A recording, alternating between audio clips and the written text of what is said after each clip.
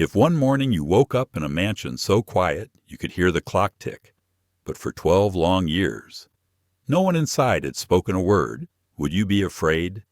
And if you were the father, a man who could buy everything in the world, except the sound of his child saying, "Dad, what would you do?" Just to hear that word, once in your life. Then, fate brings a boy poor, black, wearing torn shoes, holding an old trumpet. He has no money, no status, but he carries something the world seems to have forgotten: the heart that listens. When their eyes meet across the iron fence, something no one could have imagined begins to happen.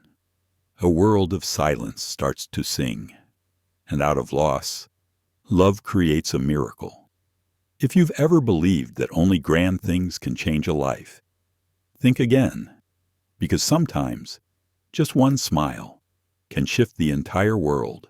Like, share, and subscribe to join me in this story, where one silent child teaches the whole world how to listen.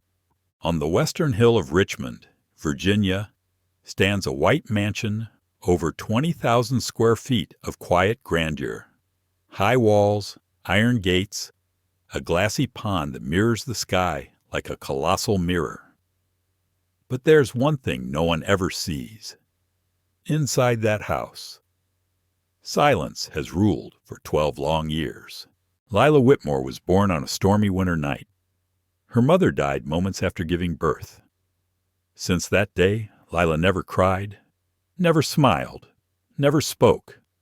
Doctors said her vocal cords were perfectly fine, her brain remarkably advanced, an IQ of 143. But Lila chose silence, a silence so heavy you could hear your own heartbeat standing near her. Her father, Ethan Whitmore, the founder of a multi-billion-dollar tech empire, was a man of logic and control. He could sway the stock market with a single speech. But when it came to his little girl, he was powerless. He took her everywhere, from neurologists in Boston to child psychologists in California.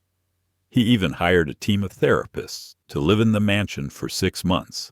But whenever they asked, "Can you hear us?"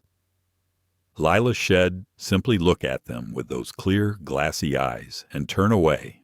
Outside, the iron gates stayed shut.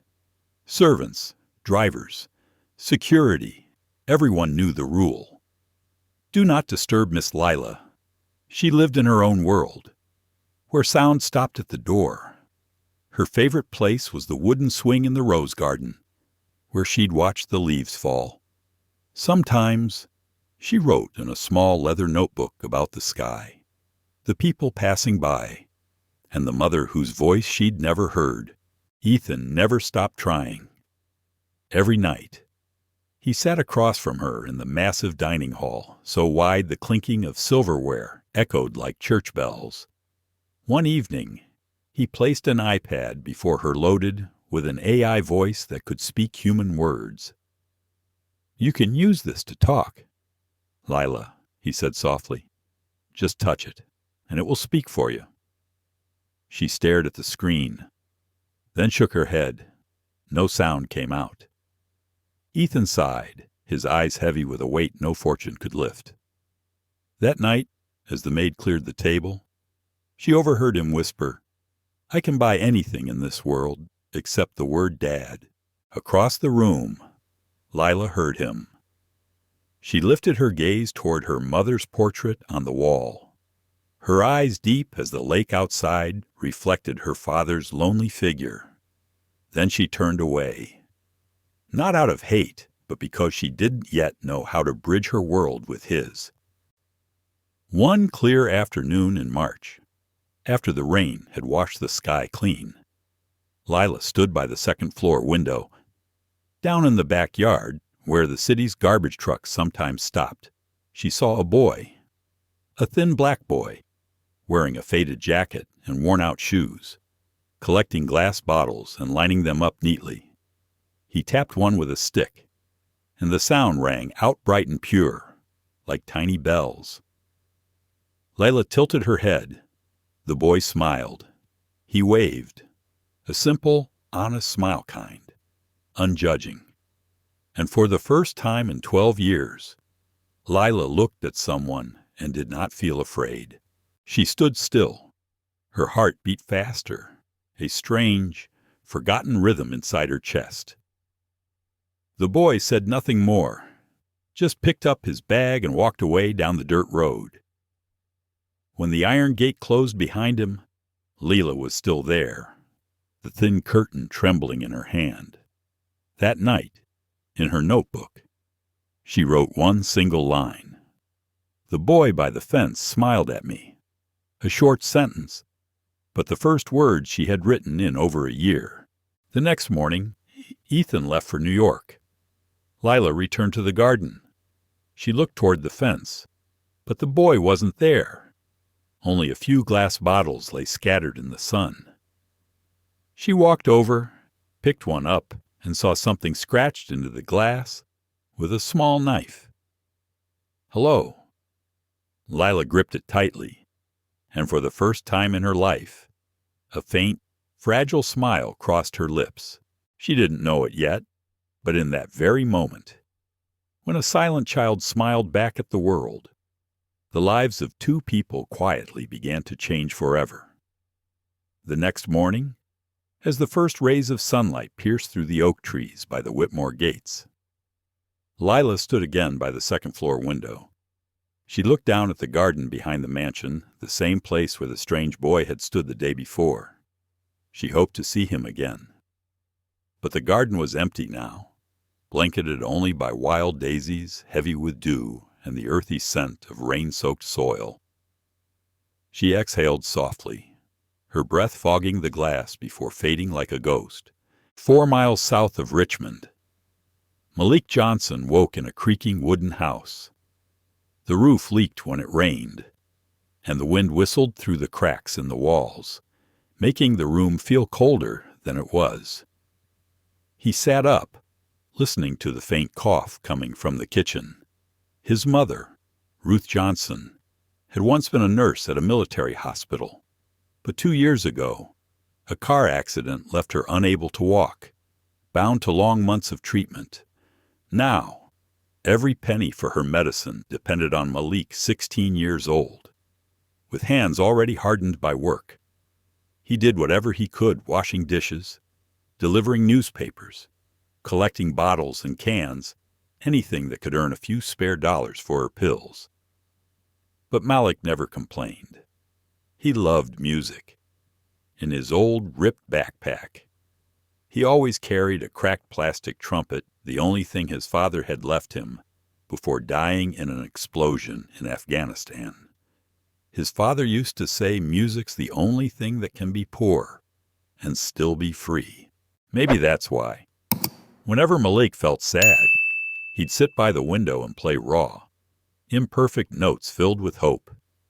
That morning, once his mother had fallen asleep, Malik slipped on his jacket, threw the worn canvas bag of bottles onto his bike, and pedaled north toward the rich side of town, where the streets gleamed black and smooth, and the air smelled of lavender from manicured gardens.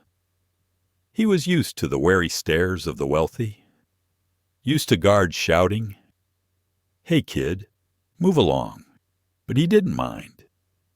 At the end of a tree-lined road, he stopped again before the tall iron fence of the Whitmore estate. The recycling area jutted out from behind the wall, and beyond it, the yard shimmered under the sun, the glass wall of the mansion reflecting the sky like water. He bent down, picked up the empty bottles, lined them up neatly, and tapped the rim with a stick. A clear ping rang out bright as a greeting. Malik smiled. "Good morning, Miss Quiet," he whispered, though no one could hear. When he looked up, he froze. The girl from yesterday was standing at the window again. Her pale blonde hair danced in the breeze, and for a heartbeat, their eyes met. Malik grinned and waved. She didn't smile, but she didn't turn away either. That was enough. He pulled a shard of glass from his pocket, took out a small fruit knife, and carved a few rough words onto it. "See you again." Then he placed it on top of the fence. As he walked away, he turned once more, smiling at the glass wall that reflected her face above. Inside, Lila stayed by the window. She opened it slightly, gazing down at the small, glimmering piece of glass on the grass. Part of her wanted to run downstairs to pick it up, but her legs hesitated. She was afraid of voices, of sound, of not being able to say what she felt. That fear had chained her for 12 long years. She closed the window, but her eyes remained fixed outside, on the place where the boy had just been. At noon, when the gardener came to clear the recycling, Lila quietly followed. She knelt down, picked up the piece of glass with the rough letters scratched across it. Sunlight struck it, scattering light into her palm. She gripped it tightly as if holding someone's words, something she had never truly had before. That evening, when her father called from New York and asked, "Are you doing okay, Lila?" She didn't answer, but this time, instead of lowering her head, she looked toward the window. Outside, the oak trees swayed gently, and somewhere, faintly, the bottles in the wind clinked against each other, a sound like the boy's quiet laughter. Night fell, and the mansion sank once more into silence. Lila lay on her bed, still holding the shard of glass in her hand. In the darkness, she pictured his face, that smile, without pity, without pressure. Just a smile that said, "I see you." She placed her hand over her heart. Her heartbeat echoed louder than ever before. For the first time, she felt that someone out there could truly hear her silence, and somewhere across town. Malik looked up at the same sky, thinking about the girl with eyes like an autumn lake. He didn't know her name, but in his mind, Miss Quiet played like a gentle, unfinished melody. He smiled into the night, believing that one day his music would make her smile again.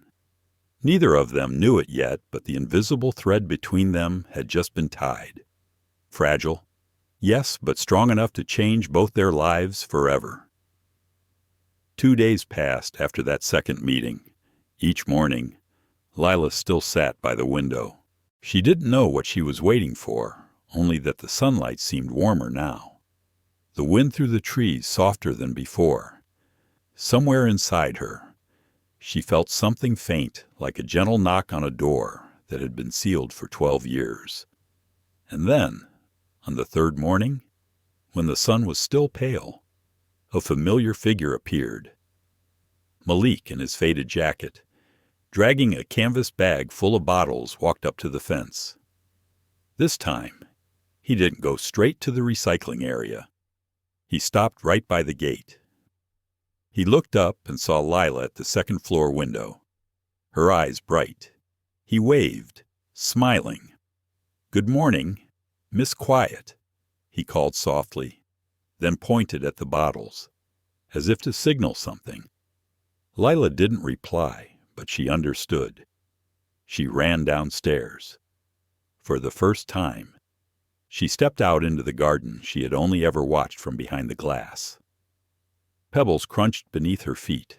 Malik's eyes widened as she approached.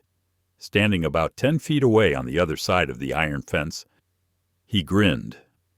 "I've got something to show you." He took out 6 glass bottles, each filled with a different amount of water.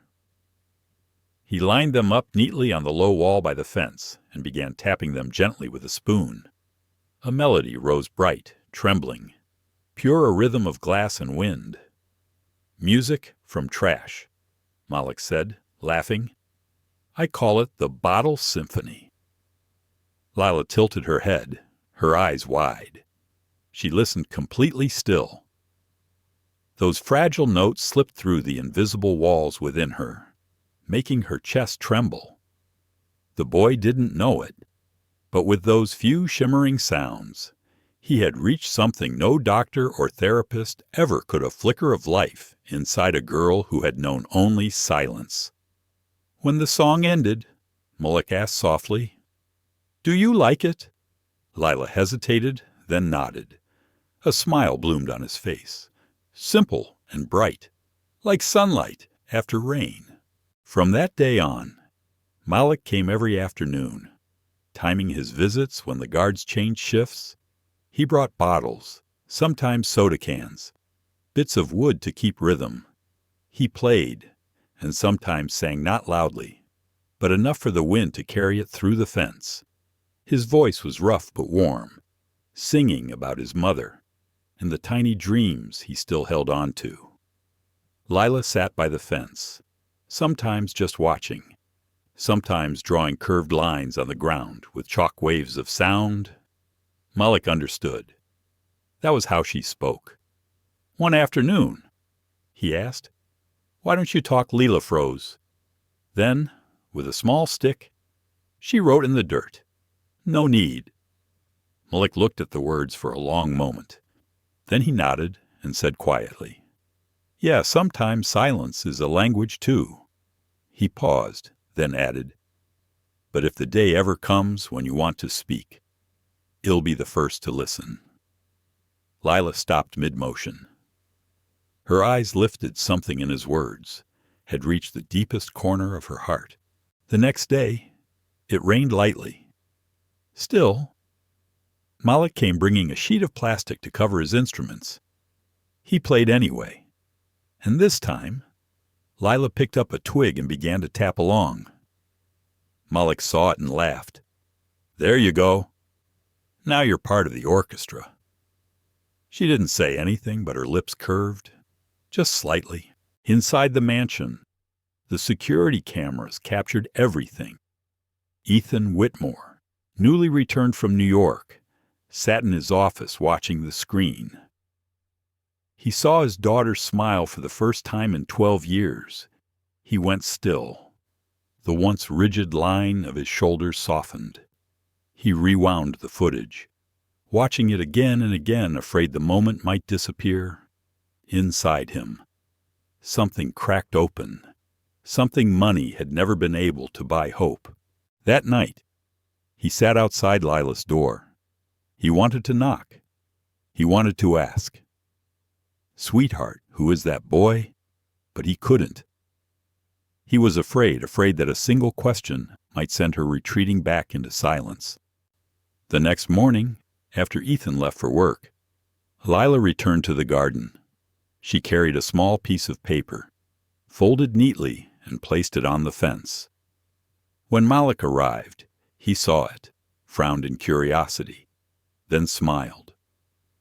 On the paper were her words, "Your music makes me hear my own heart." Malik held it like something precious. Then he sat down, wrote a new note, and placed it atop a bottle. "That music comes from you." Days passed. They spoke through letters, through glances, through the rhythm of bottles and the whisper of wind. Lila began waking earlier. She ate more. She smiled more. In her journal, she wrote, "Maybe the world isn't as scary as I thought." Across town, Ruth noticed her son was changing too. He smiled more, hummed new melodies softer, gentler than before. "Are you in love, Malik?" she teased. He blushed, laughing shyly. "No, I just feel hopeful." Ruth fell quiet. She realized her boy had discovered something adults often forget, that sometimes the world grows kinder when someone simply chooses to listen. One golden afternoon, Malik came later than usual. Lila waited, a small folded scarf resting on the fence, her first gift. When he finally appeared, sweat darkening his back, he said, "Sorry, I had to take my mom to the hospital this morning." Lila quickly wrote, "Is she okay?" He nodded. "She's strong. Like you." Lila froze. No one had ever said that to her before. That night, she stood by her window for a long time. The wind brushed past, touching the bottles still hanging there, and they sang softly, their chime blending with the rhythm of her heart. She closed her eyes. The sound became a secret song, one only two people could hear. And though they had never touched hands, never spoken aloud, something real had begun between them, gentle, steady, like a promise that needed no words.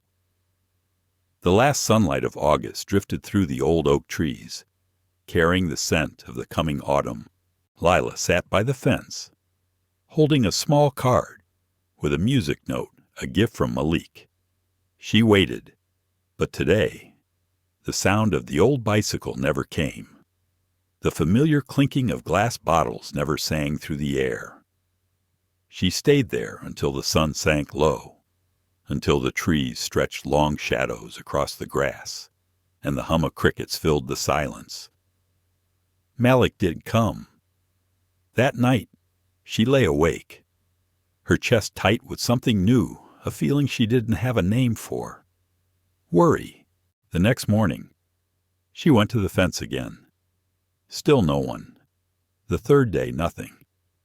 The yard was so still she could hear the leaves fall. Across town, Malik sat in the hospital room, holding his mother's hand. Ruth lay pale and fragile, an oxygen mask covering her face. The doctor had spoken quietly. Carefully, the illness had worsened. Her lungs were no longer responding to treatment. They told him to prepare himself. Malik froze. Tears filled his eyes but never fell. He only gripped her hand tighter, as if that could keep her here a little longer. Ruth opened her eyes, her voice faint. "Malik, you have to keep going. Even if I'm gone, keep playing. My boy, music is how you make people feel alive." Malik bent his head, his voice breaking. "I will, Mom. I promise." That night, she slipped away in her sleep. The room felt unbearably empty. He didn't cry out. He simply lifted his old trumpet and played Amazing Grace, her favorite hymn. Each note wavered and cracked, dissolving into sobs that never quite became sound. The next day, Malik rode home through the streets he knew by heart, past lavender gardens, past the polished iron gates of the wealthy. When he reached the Whitmore estate, he stopped. Lila was there, waiting. Her eyes searched his face. Malik tried to smile, but the redness around his eyes spoke the truth. "My mom, she's gone," he said quietly. Lila froze. Her lips trembled. Her hands shook. She wanted to speak, to say "I'm sorry," to make any sound at all, but her throat locked up. No words came, only tears. Malik lowered his head. "I won't be coming for a while. I have things to take care of." He turned to leave. Lila reached out through the fence, her hand trembling, but she touched only empty air. That night, the mansion was silent again. But it wasn't the same silence as before. This one was heavy, aching. Ethan noticed his daughter sitting in the garden long after dark. He walked over and placed a hand on her shoulder. "Lila, what's wrong?" She didn't answer. On her knees was a crumpled piece of paper, damp with tears. Ethan looked closer. The words were smeared, but he could still read them. "His mother is gone." He squeezed her shoulder. His chest tightened, the kind of pain money could never ease. 3 days later, Malik buried his mother in a quiet cemetery. Only a handful of neighbors came. He didn't say much, just laid a bouquet of wildflowers on her coffin, the kind she always loved. Before it was lowered into the earth, he took out his old trumpet and began to play. The melody rose into the gray sky, trembling, pure, a last goodbye carried by the wind. And when the final note faded, he lifted his gaze toward the distance. In his mind, he could almost see her, the girl by the fence, with eyes clear as water, watching him. That afternoon, Lila sat in her room, clutching her leather notebook. She opened it and wrote, "I wish I could say, sorry." Then she broke down, crying silently, tears with no voice. Ethan rushed in and found her trembling. He knelt, pulling her close. "Layla, it's okay. If you need to cry, if you need to scream, do it. Sweetheart, just let it out." But she only shook her head, gripping his shirt tightly, sobbing harder. He held her close, terrified she might vanish if he let go. That night, Lila dreamed. Malik was standing by the fence, trumpet in hand, but no sound came. He smiled softly, and his image faded into mist. She woke with a gasp, sweat on her forehead, her heart pounding. Then she ran down the hall, through the stairs, into the garden barefoot, breathless. She stopped before the fence, staring into the darkness beyond. And then, from somewhere deep inside her, she called out Malik. Her voice broke hoarse, trembling, small but real. She fell to her knees, clutching her chest, sobbing. The wall of silence inside her had finally cracked. Upstairs, Ethan opened his window. He froze when he heard it, that fragile voice calling through the night. He ran downstairs and found her kneeling in the rain, still whispering that same name. He wrapped his arms around her, tears mixing with the rain. "Layla, you finally spoke."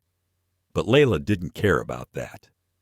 All she could think of was the boy by the fence, the boy who had lost his mother, and how she hadn't been able to say a single word when he needed one most. The next morning, the sky was clear again. Lila sat by the window, her eyes distant, empty. Ethan watched her quietly, realizing his daughter had just faced the first pain of her life and that nothing would ever be the same. What he didn't know was that from that pain, something extraordinary was being born, something that would change both their lives forever. After the night Lila spoke her first words, the Whitmore mansion seemed alive again. But the joy didn't last. Since Malik's mother passed away, he had vanished. No sound of a trumpet, no glass bottles singing in the wind. Only the fence remained with empty bottles swaying under the fading afternoon sun, like fragments of dying memories. Every day, Lila went to the garden. She left notes on the wall. "Are you okay? I miss you. I want to hear your music again." But no reply ever came. Days turned into weeks. Autumn quietly surrendered to winter. Cold seeped through the branches, covering the garden in thin frost. Lila began to speak more, her voice still shaky, but clear. She talked to herself, to the empty air, to the iron fence, but the more she spoke, the emptier it felt. Because the one person she wanted to hear was gone. Across town, Malik lived alone now. His mother's medicine box still sat untouched on the table. The old trumpet lay silent. He worked longer hours, came home late, spoke to no one. Every night, the emptiness in his house felt like a living thing swallowing sound, swallowing him. Sometimes, he sat on the porch, playing softly into the dark. But the melodies always broke unfinished, breathless, caught in his chest. More than once, he thought of leaving Richmond altogether. But every time, he saw her in his mind, the girl with lake-like eyes, her faint smile, her hand resting on the fence, the paper notes she'd written. He couldn't leave. One evening, as Malik rode his bike through the northern streets, thunder rolled overhead. The wind rose. Rain came hard. He leaned forward, trying to see through the storm, when a flash of orange caught his eye in the distance. Fire. It was coming from the direction of the Whitmore estate. His heart lurched. Without thinking, he pedaled hard, the rain slashing his face. When he arrived, flames were devouring the back of the mansion. Smoke curled into the sky. Servants and guards shouted, running for buckets and hoses. "Where's the girl?" Malik yelled. "Where's Lila?" No one answered. Then faintly, almost lost in the roar of voice, "Malik." It was hoarse, trembling, but real. He looked up. Lila was standing at a second-floor window, smoke swirling around her, the fire reflecting in her terrified eyes. Malik dropped his bike and ran. A guard grabbed him. "You can't go in there, kid. It's burning." But he broke free. The heat seared his skin as he kicked open the door. Smoke burned his throat. He covered his mouth with his jacket and charged up the stairs. The wooden steps cracked and hissed underfoot. The sound of fire filled the air like an angry animal. He reached the second floor. Lila stood near the window, frozen, flames closing in behind her. "Layla, take my hand," he shouted. She shook her head, tears streaking through the soot. I can't. You already spoke, now move." "Come on." A beam crashed down, fire licking his shoulder. He winced, but kept going, reaching her, wrapping his jacket around her as he pulled her toward the hall. The smoke was thick, blinding. He coughed, dragging her low to the floor. When they reached the stairs, the ceiling began to crumble. He spotted a small window leading to the lower roof. "Jump! There are people below." She clutched his hand tight. "No together." Her voice broke, but was fierce. The strongest sound she'd ever made. Then came the explosion. The fire roared. "Lila, jump!" he yelled and shoved her out. She fell onto the grass below, the guards catching her. A second later, the floor above collapsed in flames. Screams, sirens, chaos. Lila struggled against the people holding her. "Malik," she cried, her voice tearing through the smoke. They pulled her back as she thrashed and screamed, calling his name again and again. "Malik, Malik," until the world went black. When she woke, white light filled her eyes, the steady beep of machines. Ethan sat beside her, exhausted, his eyes red. He took her hand. "You're safe now. The boy, he saved you." Lila's lips trembled.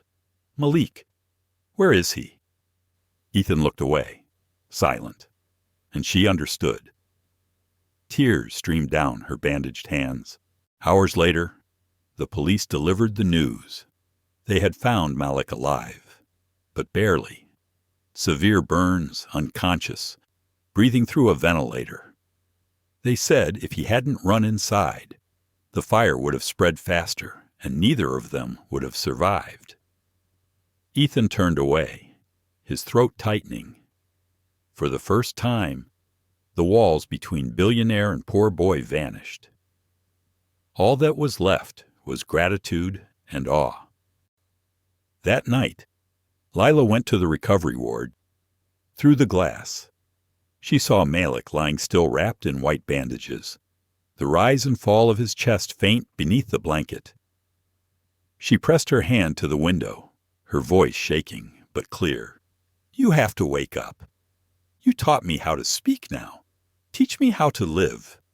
Outside, snow began to fall soft, silent. The flakes melted as they touched the glass roof, like quiet tears. And on that winter night, though fire had destroyed part of the mansion, it had also ignited something no flame could ever burn away, the human heart. 3 weeks after the fire, winter in Virginia was still sharp enough to bite the skin. Snow blanketed the roof of St. Mary's Hospital. Inside room 212, Malik lay motionless, breathing shallow, but steady. The monitor beeped in slow, even rhythm like a wordless song. Every day, rain or snow. Lila came. She sat on the small chair beside his bed, reading aloud from books in her halting, trembling voice. Sometimes she didn't speak at all. She simply held his bandaged hand, feeling the faint warmth at his fingertips. One morning, as sunlight poured through the window, Lila opened her bag and carefully took out several glass bottles. They were blackened and smoky from the fire, but she had cleaned them, one by one. She lined them up on the windowsill and tapped them gently. Ping, pong, ting. The sounds were uneven off-key, fragile but alive. Bottle symphony, she whispered. You taught me that. Remember outside the door. Ethan Whitmore stood silently. His daughter was just speaking. Now she was feeling. He turned away, wiping a tear before anyone could see. That evening, he met with the doctor and quietly offered to pay every cost of Malik's treatment. When the doctor asked why, Ethan simply said, "Because that boy gave my daughter a life I couldn't." The next day, good news came. Malik had shown his first signs of neural response. When Lila heard, she burst into tears, running straight to his room. She grabbed his hand. "Can you hear me?" "It's Lila." He didn't move, but on the monitor, his heartbeat quickened. Just slightly. A single, faster beep, like a whisper in reply.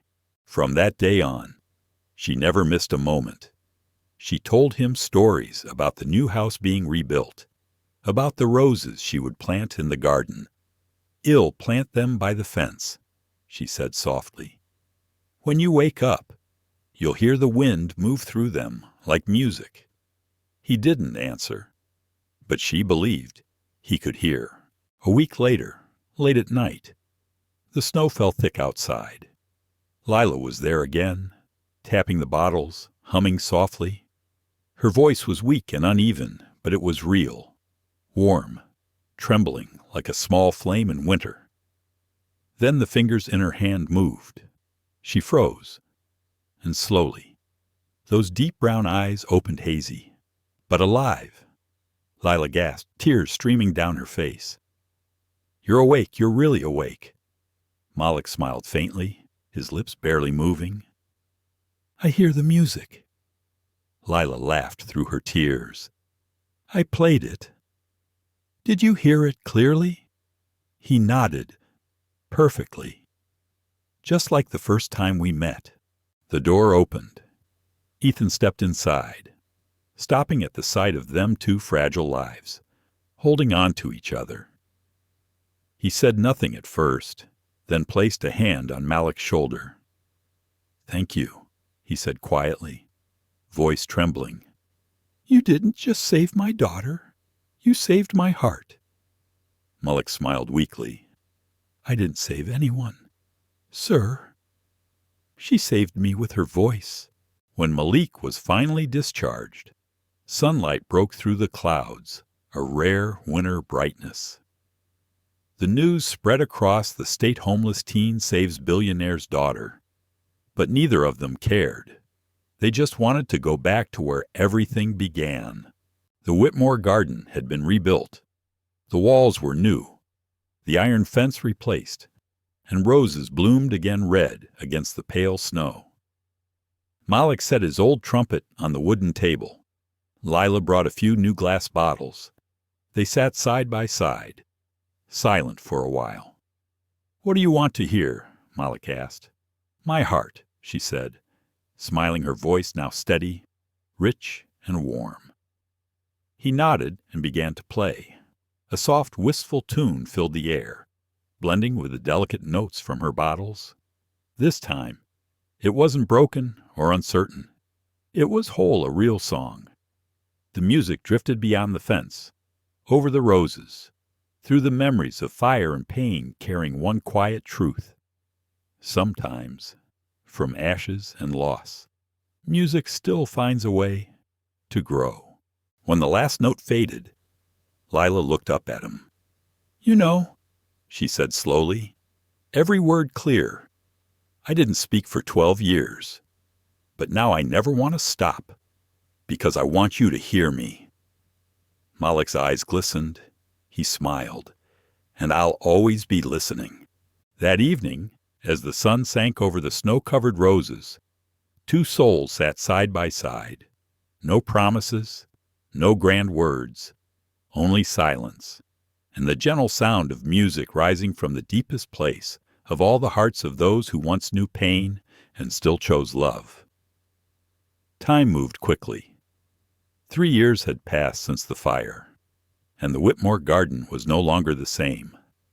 The old fences were now covered in white roses and lavender. In one quiet corner, glass bottles shimmered under the sun, swaying gently like musical notes suspended in air. From inside the new house came laughter bright, light as morning wind, Lila's laughter. The girl who once lived in silence had become a storyteller, guiding music therapy sessions for children with trauma. She didn't speak fast, and her words still caught sometimes, but every syllable she spoke carried warmth that could reach the deepest wounds. Beside her sat Malik, now 19, tall, slender, still with those gentle eyes. He played the trumpet, its sound smooth and steady. He was the co-founder of the Silent Symphony Foundation, a program he and Lila created, funded by Ethan Whitmore himself. Their mission to help children who had lost their voices through grief, fear, or silence find them again through music and art. Ethan often watched from afar, saying nothing. He was no longer the cold magnate who ruled an empire of technology. He was a father quiet, proud, who could spend hours just listening to his daughter talk, laugh, and sing. One afternoon, Lila led the children into the garden. She showed them how to strike the glass bottles, each one tuned to a different pitch. "Listen carefully," she said. "Every sound has its own soul. And when we put them together, something magical happens." The children giggled, tapping at random. The noise rang out wild and chaotic, but joyful. From a few steps away, Malik lifted his trumpet and began to play. Slowly, the scattered sounds merged into rhythm, a simple, beautiful harmony that filled the air like sunlight through leaves. Lila closed her eyes. In that moment, everything returned: the smoke, the fire, the cries, the sleepless hospital nights, Malik's trembling hands, and the smile of his mother from an old photograph. Tears fell softly, not of sorrow, but of peace. She no longer feared sound. She finally understood every wound could become a melody, if someone cared enough to listen. That evening, after the session ended, Ethan sat on the steps, watching the orange sunset spread through the trees. Malik approached, offering him a cup of tea. "Thank you," Malik said quietly, "for giving us this chance." Ethan smiled. "No," he said, "you gave me a chance to live honestly again." He looked out toward the glowing garden. "I once thought power was the loudest voice in the world," he murmured, "but I was wrong. The truest voice comes from a heart that knows how to love." When night fell, Lila and Malik walked through the garden. Small lights glowed along the fence, flickering like fireflies. "Do you ever think," Malik asked softly, "what if we'd never met?" Lila smiled, eyes reflecting the lights. "All the time," she said. "And every time I do, I feel more grateful." Malik brushed his fingers against a glass bottle hanging nearby. It chimed gently, a single note floating in the dark. "If it weren't for you," he whispered, "I don't think I'd remember what music feels like." She looked at him, voice tender. "We didn't save each other, Malik. We just stayed long enough to remind each other that even in silence, the heart still sings." A breeze stirred the air, brushing past the bottles. They all chimed together, ringing softly, a fragile, endless echo. "Do you hear it?" Malik asked. Lila nodded. Yes, it's the sound of hope. And with that, the chapter closed. Two souls who had once been broken and alone now lit the path for others. They had no fame, no fortune, but they carried something the world desperately needed: empathy. Far across the garden, a new boy stood, watching, small, silent. He hadn't spoken since the day his father died. Lila walked to him, placed a hand gently on his shoulder, and smiled. "You don't have to speak," she said. "Just listen. Every sound begins in a quiet heart." That night, wind moved through the garden again. Among the rows of shining bottles, a familiar tune began to play, Bottle Symphony. But this time, it wasn't just for two hearts. It was for everyone who still believed that even silence can sing. 10 years later, in the heart of Richmond, a street music festival lights up the winter night. Among the glowing stages and swirling colors, there is one small platform draped with hundreds of hanging glass bottles, glimmering like starlight. Behind it, a sign shines in soft LED glow, the silent symphony where every heart can speak. The crowd fills the square, shoulder to shoulder, in the front row. Ethan Whitmore sits quietly, his hands clasped. His hair has turned silver, but his eyes still hold that bright, watchful warmth. Around him sit children once helped by Lila and Malik's foundation, each carrying a story of silence, now ready to let their hearts be heard. Lila steps onto the stage. She wears a simple white dress. A soft light catches her face, serene, mature, luminous. The noise fades. She smiles. "I was a girl who didn't speak for 12 years. She begins, "I once believed the world was too loud to hear someone like me, until a boy with an old trumpet and a few empty bottles showed me that music doesn't need words, only a heart." The audience goes still. She turns slightly, nodding toward the back. Malik walks out. Same brown eyes, same gentle smile. But now, he's a celebrated musician invited to play across the country. He lifts a restored trumpet, the one his father once owned, and raises it to the crowd. Applause erupts like a wave. "We call this piece Voice of the Unspoken," Lila says softly. "It's for everyone who has ever felt unseen, for every soul that thought silence meant they didn't matter." Malik begins to play. The trumpet's tone rises slow and deep, full of ache and warmth. Then comes the delicate clinking of glass bottles played by the children themselves, the ones who once could not speak. In the front row, a deaf boy feels the rhythm through his feet. A girl who once trembled at any noise smiles for the first time. Each note is a life rediscovered, a wound healing in sound. Then, Lila begins to sing, her voice imperfect, a little rough, a little cracked, but it's real, pure, and alive.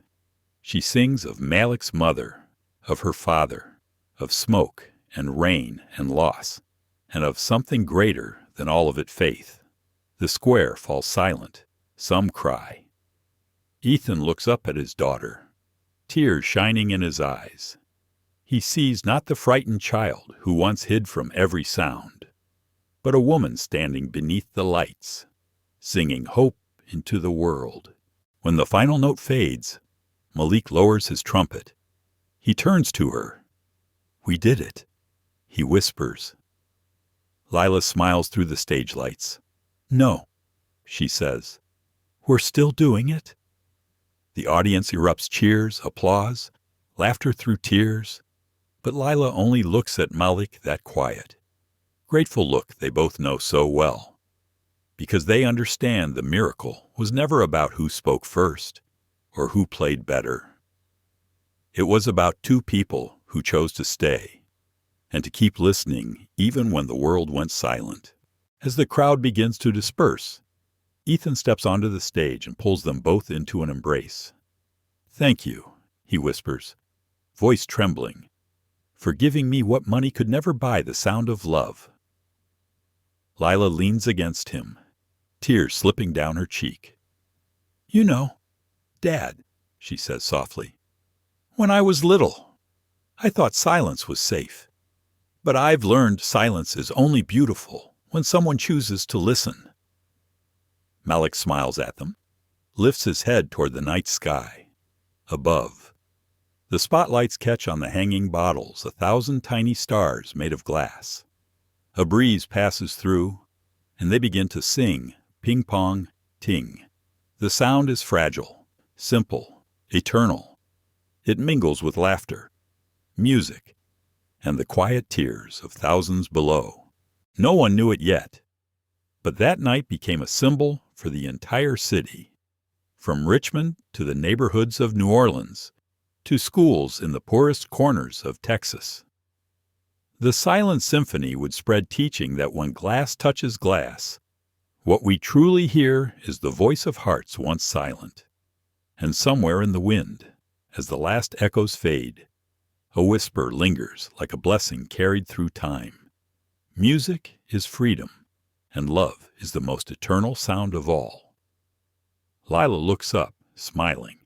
She takes Malik's hand, and together they step down from the stage into the lights, the laughter, and the endless song of the world they helped awaken. The story of Lila and Malik is just a journey of healing. It's a mirror held up to all of us. In a world that grows louder every day, we talk so much, yet often forget how to listen. Lila, the girl who lived in silence for 12 years, never wanted pity. She only needed someone patient enough to stay. And Malik, the boy with the old trumpet and worn shoes, had nothing to his name, yet carried the most precious gift of all, a heart that understands. The movie of life does always need heroes in shining armor. Sometimes, all it takes is one ordinary person brave enough to reach out, to listen, to believe that even in silence there is still hope. That is the power of being human, a power no wealth, fame, or status could ever buy. So if you ever feel alone, remember this: there's always someone out there who needs your glance, your smile, your single act of kindness. And who knows, that small gesture might make you the Malik in someone else's story. Thank you for listening. If you believe that compassion can change the world, even just a small corner of it, please like, share, and subscribe, and help us spread kindness and the beautiful sound of love and hope.